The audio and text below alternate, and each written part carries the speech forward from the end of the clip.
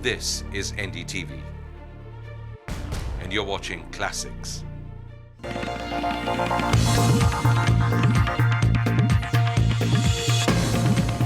Hello and welcome to Walk the Talk. I'm Shekhar Gupta and my guest today, one of the most talented national leaders of the right, if I may put it like that, Sushma Swaraj. Welcome to Walk the Talk. Thank you, Shekhar. Thank you so much. We arranged this weather specially for you. Yes, this unscheduled rain has brought solace and happiness to us. At the height of summer. Yes, that's what I'm saying. It has brought solace and happiness to Right? us. Don't you wish politics could be like that a little bit?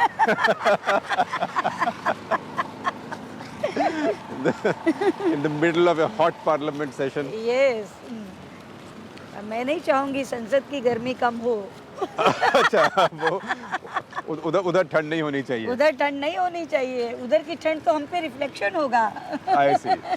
ये आप कह रही हैं when you are in the opposition या तभी कह रही हूँ, आज की भूमिका में कह रही हूँ. जब पावर में होंगे तब ठंड होनी चाहिए. तब ठंड होगी. तब सब कुछ शांत, सब कुछ ठंडा. It should be a perfect world then. हाँ, बिल्कुल.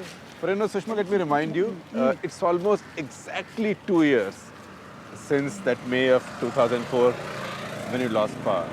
In fact, uncannily, almost exactly to date. कुछ वापस जाएंगे उस समय में क्या हुआ, कैसे हुआ? ये योजना है या संयोग कि आज के दिन मुझे बुलाया है तुमने? अब इतनी बार लटकाया तो आपने है, मैंने तो लटकाया नहीं. लेकिन आज जब हो रहा है तो संयोग है या योजना से बुलाया कि वाकई 2 साल? संयोग है, संयोग है, लेकिन राजनीति में संयोग होते हैं. 2 ही साल हुए, पूरे 2 साल. पूरे 2 साल. तो 2 साल पहले चलें. चलो.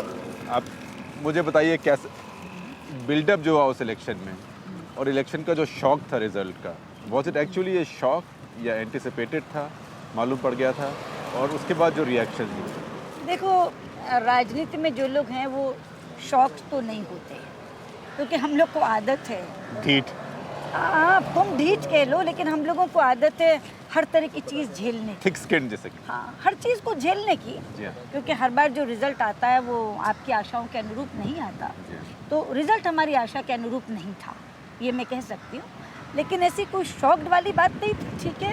क्योंकि अगर आकलन करके देखो तो कांग्रेस से केवल 7 सीटें तो कम थी. 145 उनकी, 138 हमारी. ये ठीक है कि उनके अलायंसेस ज़्यादा इफेक्टिव साबित हुए और हमारे अलायंसेस नहीं, इसलिए वो लोग जीत गए. वो सत्ता में थे, हम विपक्ष में. लेकिन ये 2 साल में राजनीति कहाँ चली और कैसे चली, आपकी पार्टी की भी और नेशनल पॉलिटिक्स की और अपनी भी? जहाँ तक यूपीए का सवाल है, यूपीए का गठबंधन एक बहुत कॉन्ट्रडिक्शन से भरा हुआ, अंतर विरोधों से भरा हुआ गठबंधन. It's a government with inherent contradictions, और वो आपको पूरे 2 बरस में दिखती रही, और कभी कभी तो बहुत उग्र रूप में दिखती रही. एक ही कैबिनेट में बैठे हुए लोग एक दूसरे को गाली गलौज पर उतर आए, एक दूसरे के खिलाफ चुनाव लड़े. और अभी अभी आप देखिए, अभी जो 5 चुनाव हुए, सबसे बड़ा समर्थक दल लेफ्ट केरल में खिलाफ चुनाव लड़े, वेस्ट बंगाल में खिलाफ चुनाव लड़े. अब ये दीगर बात है कि प्राइम मिनिस्टर बाद में ये कहते हैं कि सेकुलर फोर्सेस की जीत है. तो क्या मनमोहन सिंह जी कांग्रेस को कम्युनल मानते हैं? क्योंकि हमें तो हरा के नहीं आए, लेफ्ट वाले तो कांग्रेस को हरा कर आए हैं. तो एक इस तरह की राजनीति चली. लेकिन सबसे बड़ा समर्थक दल तो आप कह रही हैं, कांग्रेस वालों को कई बार नहीं लगता कि वो समर्थक दल है. वो लगता है कि ये हर मैजेस्टीज लॉयल ऑपोजिशन है. नहीं, वो ब्रेक दल है. ब्रेक दल क्या मतलब? ब्रेक दल का मतलब ये है कि स्टीयरिंग पर बैठे हैं मनमोहन सिंह, लेकिन ब्रेक पर बैठे हैं प्रकाश कारत.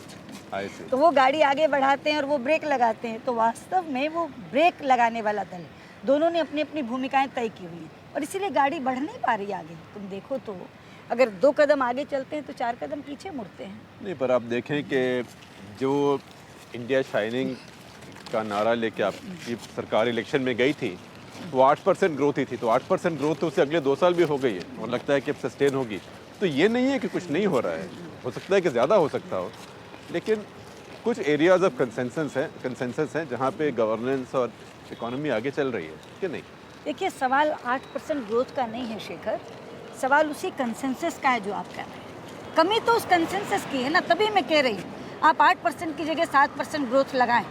लेकिन अगर आप एक कंसेंसस से चल रहे हैं और बाहर के लोगों को, इन्वेस्टर्स को या एंटरप्रेन्योर्स को ये लगता है कि जो कुछ सरकार कह रही है उस पर टिकेगी, तो वातावरण ज़्यादा बेहतर बनता है. वजह इसके कि सरकार आज चिदम्बरम कुछ कहते हैं, उनको मालूम है कि 2 दिन बाद कोऑर्डिनेशन कमेटी की मीटिंग होगी, धमकी दी जाएगी हम कोऑर्डिनेशन कमेटी से बाहर जा रहे हैं और निर्णय वापस हो जाएगा। कितने निर्णय वापस हुए हैं?